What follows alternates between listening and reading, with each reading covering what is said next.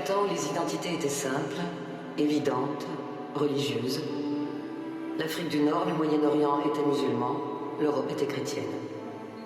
Partout il y avait des juifs, nulle part ils n'étaient citoyens. Les relations entre les uns et les autres étaient définies par des textes d'inspiration divine, ce qui n'empêchait pas en terre d'islam une très grande proximité entre juifs et musulmans.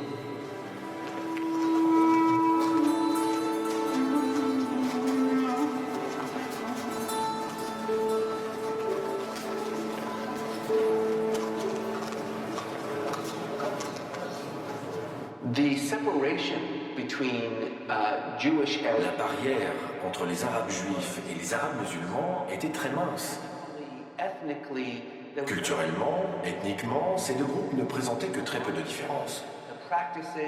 Beaucoup de pratiques, de faits même, les lois régulant le mariage, les règles alimentaires et de pureté étaient très similaires. Les cultures et les identités juives et musulmanes s'interpénétraient. Nous sommes en 1789. Cela fait 1000 ans, depuis les débuts de l'islam, que juifs et musulmans partagent une culture commune. Pourtant, l'inimaginable va se produire. En un siècle et demi, l'essentiel de ces liens va se défaire suite à l'irruption de l'Europe dans les affaires du monde musulman. Car en cette fin du XVIIIe siècle, c'est l'Europe qui a le vent en poupe. C'est là que se créent des richesses, là que s'écrit désormais l'histoire. La Révolution française marque l'avènement d'un monde plus libre dans lequel on se débarrasse des discriminations religieuses sous l'influence de la philosophie des Lumières. Les Lumières représentaient une nouvelle promesse pour les Juifs. Rejoignez-nous, rejoignez ce mouvement et vous ne serez plus vus comme l'autre. Cela a représenté un espoir incroyable pour l'Europe. Et spécialement pour les Juifs qui souffraient des pogroms et de la ghettoisation. Ne plus être vu comme autre, c'est ce que désire une bonne partie des Juifs d'Europe. En 1789, le député français Stanislas de Clermont-Tonnerre déclare « Il faut tout refuser aux Juifs comme nation et tout accorder aux Juifs comme individus. Il faut qu'ils ne fassent dans l'État ni un corps politique, ni un ordre. Il faut qu'ils soient individuellement citoyens. » À la suite de la France, la plupart des pays d'Europe occidentale accordent l'égalité aux Juifs. Mais ce grand mouvement d'émancipation va attiser le sentiment anti-juif des Européens.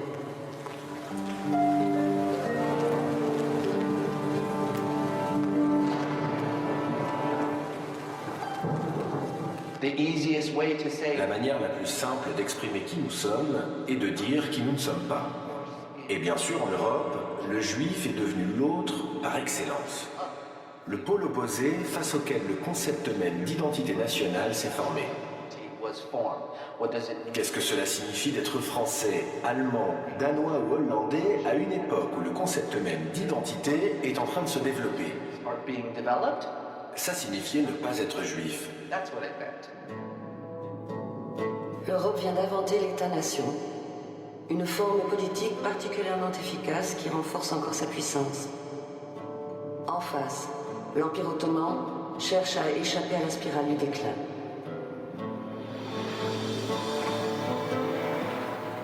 Pour tenter de trouver un nouveau souffle, le sultan veut appliquer les recettes qui font le succès de ses voisins européens. C'est ainsi qu'en 1856, il élimine le statut médiéval de la Dima, qui fait des chrétiens et des juifs des inférieurs en terre d'islam. Et c'était un véritable acte révolutionnaire. C'est la première fois dans l'histoire de l'islam que la différence entre dhimmi et entre musulmans et dhimmi ont été abolies. Ce qui n'est pas un mince changement.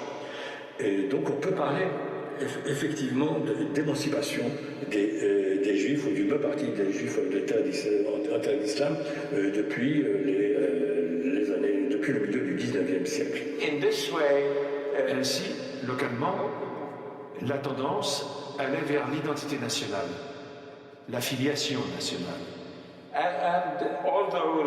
Et même si la religion demeurait une force importante au sein de ces sociétés, elle ne représentait plus la seule manière de définir son identité politique. Donc, le fait d'être autochtone n'était pas réservé aux seuls musulmans. C'est-à-dire que les chrétiens, les juifs et les musulmans ont commencé à être identifiés en fonction de leur territoire. Mais cette identification des Juifs d'Orient avec le destin des pays musulmans dans lesquels ils vivent va être remise en cause par l'apparition sur le terrain de nouveaux acteurs, les Juifs d'Europe. En France, en Allemagne, en Autriche, en Angleterre, en Italie, un certain nombre d'entre eux ont intégré les nouvelles élites nationales. Ces Juifs cultivés, riches et puissants s'intéressent de plus en plus au sort des Juifs du monde musulman dont ils commencent à se sentir les protecteurs. C'est le cas de l'homme politique français Adolphe Crémieux. En 1860, avec un petit groupe d'amis, il crée l'Alliance israélite universelle. Un réseau d'écoles qui couvrira l'ensemble du monde musulman, de l'Irak jusqu'au Maroc.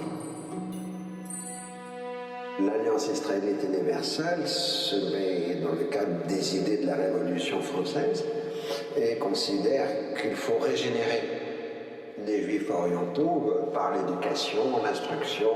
Les Juifs français ou bien les Juifs d'Europe occidentale qui se sont intégrés qui sont en train de s'intégrer dans ces communautés nationales portent sur ces Juifs d'Orient un regard qui est un petit peu un regard colonial. Ce sont des pauvres Juifs du monde musulman qu'il faut aider, qui vivent dans la misère, qui vivent dans l'ignorance et qu'il faut aider.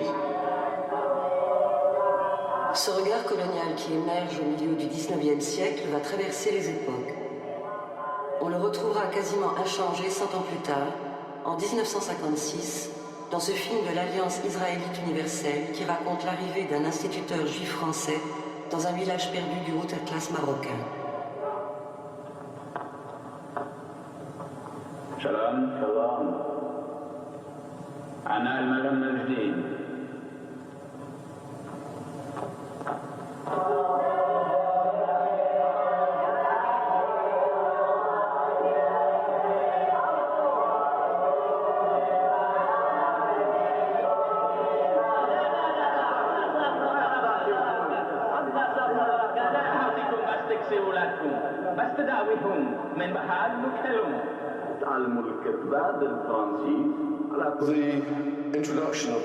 L'introduction des écoles de l'Alliance française a francisé les Juifs. Cela les a peut-être rendus ni français, ni arabes, ni musulmans, ni chrétiens. Ça les a donc placés en quelque sorte dans les limbes en termes d'ethnicité, si je puis m'exprimer ainsi. Ethnic limbo, if I can put it like that.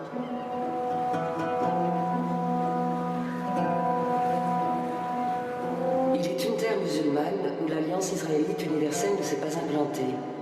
C'est l'Algérie, qui est colonisée par la France depuis 1830. Une colonisation qui est en fait une annexion pure et simple. L'Algérie est divisée en 3 départements qui font partie intégrante du territoire français. Sur place, on compte 2 catégories d'individus.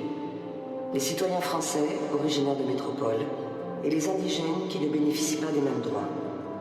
Les Juifs d'Algérie sont des indigènes au même titre que les musulmans. Une situation inacceptable aux yeux de Crémieux. Pour Adolphe Crémieux, il faisait aucun doute que le meilleur service que lui, Crémieux, pouvait rendre à sa communauté juive, c'était de les transformer en français. Pour Crémieux, comme pour tous les Juifs de France, la France, la culture française, la société française, c'est tout ce qu'il pouvait y avoir de mieux sur cette terre. Seul problème, les Juifs d'Algérie ne veulent pas de cette nationalité française, car ils refusent de renoncer à leurs lois religieuses.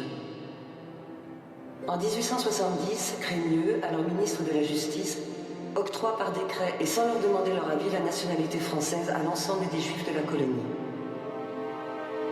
Il dira de lui-même qu'il est le Yahvé des Juifs d'Algérie, celui qui les a fait sortir des ténèbres de l'indigénat pour accéder aux lumières de la citoyenneté.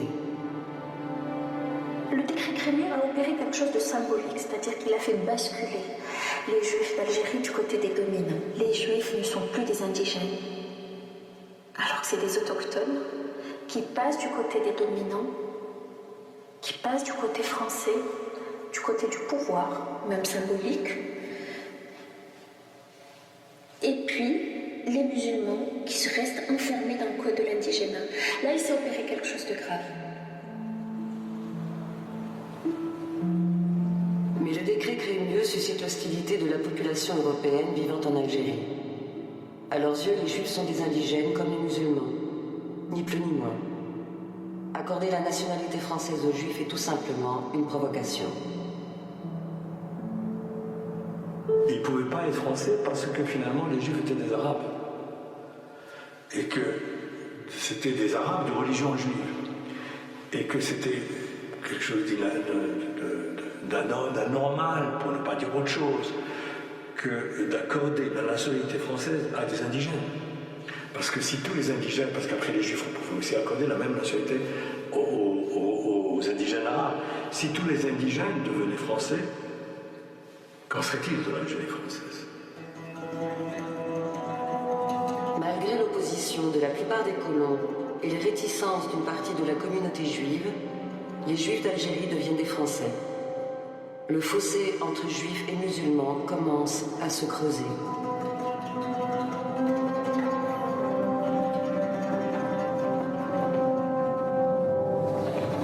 Il faut attendre 30, 40 ans pour voir les effets réels du décret Crémieux.